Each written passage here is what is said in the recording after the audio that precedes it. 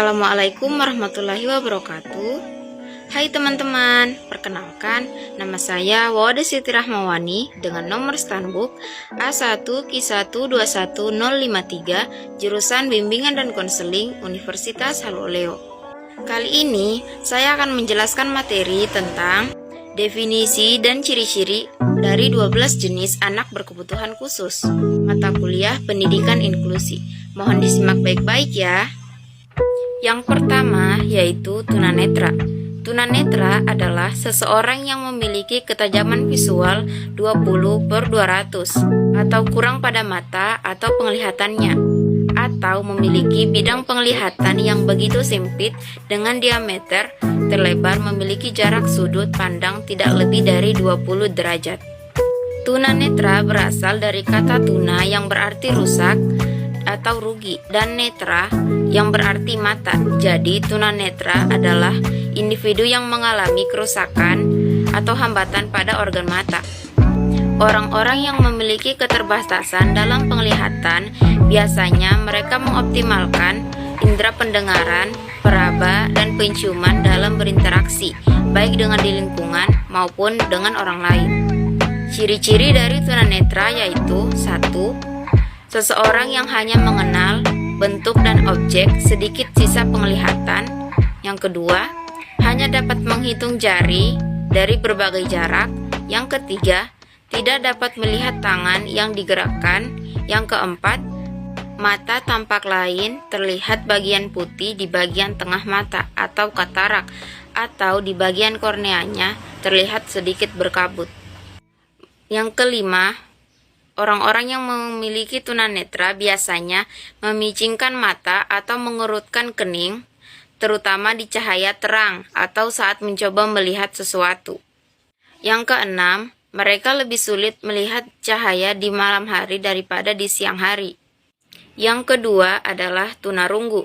Tunarunggu adalah kondisi fisik yang dialami oleh seseorang yang tidak memiliki kemampuan untuk mendengarkan suara dalam bentuk apapun.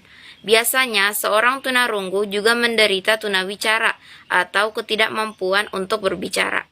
Tunarunggu juga dapat diartikan sebagai suatu kondisi atau keadaan dari seseorang yang mengalami kekurangan atau kehilangan indera pendengarannya sehingga tidak mampu menangkap rangsangan berupa bunyi, suara, atau rangsangan lain melalui pendengaran. Sebagai akibat dari terhambatnya perkembangan pendengarannya, sehingga orang yang terkena tunarunggu juga terhambat kemampuan bicara dan bahasanya, yang mengakibatkan seseorang tunarunggu akan mengalami hal-hal yang berhubungan dengan berkomunikasi.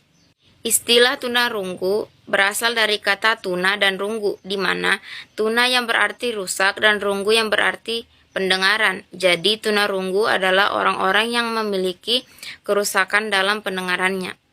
Ciri-ciri dari anak yang terkena tunarunggu yaitu terlambat berbicara atau perkembangannya tidak sesuai dengan usia, pelafalan bicara yang tidak jelas, tidak bisa mengikuti instruksi, berbicara dengan suara yang lebih keras dari biasanya. Yang ketiga yaitu tunagarita. Tunagarita adalah sebutan bagi orang-orang yang kemampuan intelektual dan kognitif yang berada di bawah rata-rata umumnya. Kondisi ini biasanya terdeteksi sejak anak-anak, tetapi bisa juga terlihat pada saat sudah dewasa. Anak yang terkena tunagarita dapat dikenali dari proses berpikir dan belajar yang lebih lambat dibandingkan anak-anak lain seusianya. Tak hanya itu, seorang anak tunagarita juga kurang cakap dalam mempraktikkan keterampilan secara menjalani kegiatan sehari-hari secara normal. Kata tunagarita sendiri merupakan istilah lain dari sebutan disabilitas intelektual. Penyebab kondisi ini umumnya dikaitkan dengan masalah saat kehamilan maupun setelah anak dilahirkan. Ciri-ciri dari anak yang terkena tunagarita yaitu sulit untuk mengingat, lambat menguasai kemampuan dasar seperti makan sendiri, berpakaian, atau buang air kecil di toilet. Yang ketiga, gangguan perilaku seperti sering marah-marah dan tidak terkendali.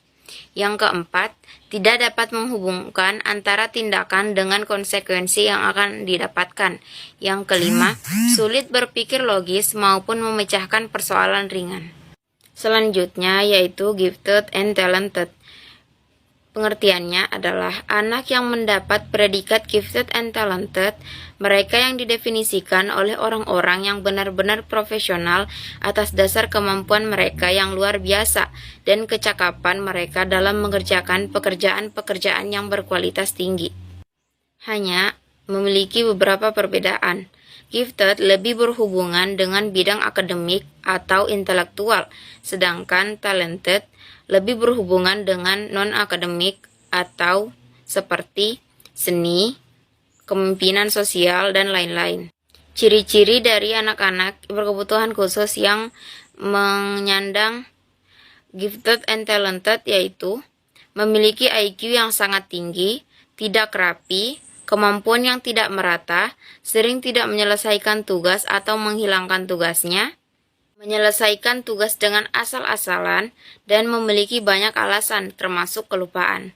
Yang kelima yaitu tunadaksa. Tunadaksa biasa juga disebut dengan gangguan gerakan dan kelainan anggota tubuh. Tunadaksa ialah anak yang mengalami kelainan atau cacat yang menetap pada alat gerak seperti tulang, sendi, dan otot. Sedemikian rupa sehingga memerlukan pelayanan pendidikan khusus. Ciri-ciri dari anak tunadaksa yaitu anggota gerak tubuh kaku atau lemah dan lumpuh. Yang kedua, kesulitan dalam gerakan, tidak sempurna, tidak lentur, dan tidak terkendali. Yang ketiga, terdapat bagian anggota gerak yang tidak lengkap, tidak sempurna, lebih kecil dari biasanya.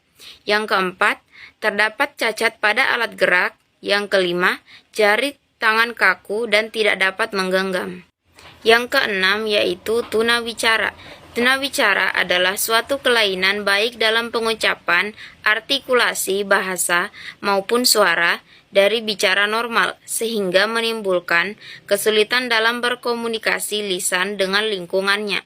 Ciri-ciri dari anak yang mengalami tunawicara yaitu telinganya mengeluarkan cairan, bibir sumbing, melakukan gerakan yang berulang, berbicara keras dan tidak jelas, suka melihat gerakan bibir atau gerak tubuh teman bicaranya, cenderung pendiam, dan suka sengau. Yang ketujuh yaitu tunalaras. Tunalaras adalah individu yang mengalami hambatan dalam mengendalikan emosi dan kontrol sosial.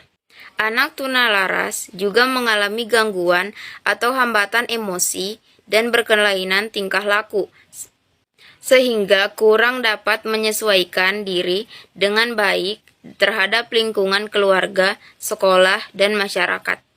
Beberapa ciri dari anak penyandang tunalaras umumnya pada masalah fisik atau kesehatan yang dialami berupa gangguan makan, gangguan tidur, dan gangguan gerakan.